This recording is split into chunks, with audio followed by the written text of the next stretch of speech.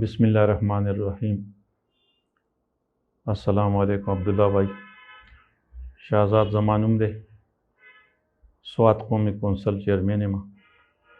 ज़ په دې موقع باندې دا غواړم چې ډېره انتهایی مهنګایي ده او مبارکه میاشت را روانه ده روژه او روزګار هم داسې حال دی، نوی الیکشن شوی دی.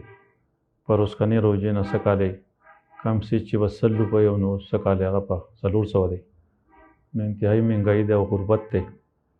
نو زه خپل خاندان ته هم پوره د وس خاوندان د چا چې طاقت کېږي هغوی ته اپیل کوم چې د خپل چم ګاونډ کې د خپل نسبیانو د خپل کمزورو خلکو سره امداد وکړي او دا روژه چې دا مبارکه میاشت ده، په دې روژه کې د ناچارو خلکو سره امداد وکړي، روژه مات یې ورسره شریک کړي.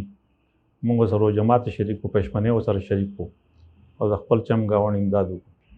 بل دا ګرمي شروع کېږي کته پنجاب کې، نو نیم آبادي زموږ د سوات، د کالام، د ګبرال، د ګجر ګبرال، د ماهوډنډ او د دې دا علاقه زموږ یخه ده، واورې پرتې دي. دا خلک به راځي کتې نه نو به په تکلیف کې، نو د دغه راروي کډوالو خلکو سره امداد پکار دی، بېوسي ده.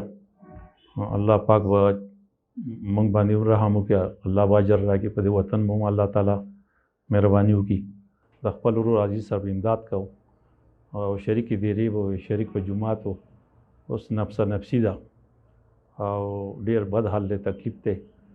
نو زه سمندر پار پورې د سعودي، د قطر، د دوبۍ، د عمان، د ملیشیا څومره بار خلک دي هغو ته هم اپیل کوم چې کوم خلک د وس خاوندان دي او چم ګاونډ کې خلک یې غریبانان ناچوړه بېوسه چې هغو سره امداد وکړي. دا مختصر غوندې زما دعوت و. الله دې په موږ رحم وکړي، زموږ وطن کې دې الله امن قایم لري او الله پاک دې نور خیر راپېښ. السلام علیکم.